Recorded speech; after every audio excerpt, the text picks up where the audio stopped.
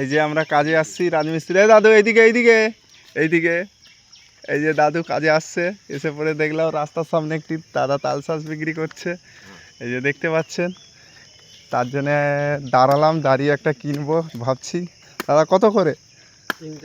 310। আর খেতে গেলে কোথায় আসতে হবে? খিরাই, পশ্চিম খিরাই তো।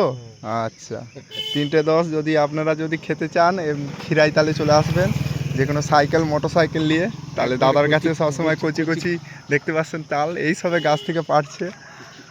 দাদা খুব সুন্দরভাবে ছাড়াচ্ছে, তিনটাই বেরাচ্ছে একদম। আবার আসিব ফিরে ধানসিঁড়িটির তীরে এই বাংলায়।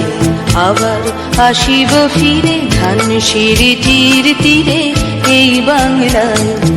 হয়তো মানুষ নয়, হয়তো শঙ্খ। ভিডিওটা হচ্ছে দাদা দেখতে পাচ্ছেন খুব সুন্দরভাবে ছাড়াচ্ছে তাল শাঁস। খাবো,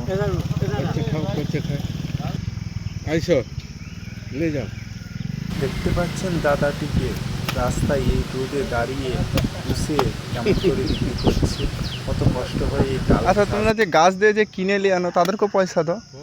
তারা হ্যাঁ হ্যাঁ হ্যাঁ, 2000 টাকা দাম।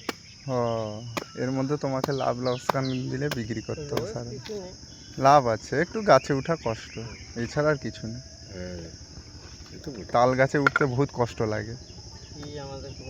ও, তোমাদের রোজ প্র্যাকটিস হয়ে গেছে উঠে উঠে না, তাই না?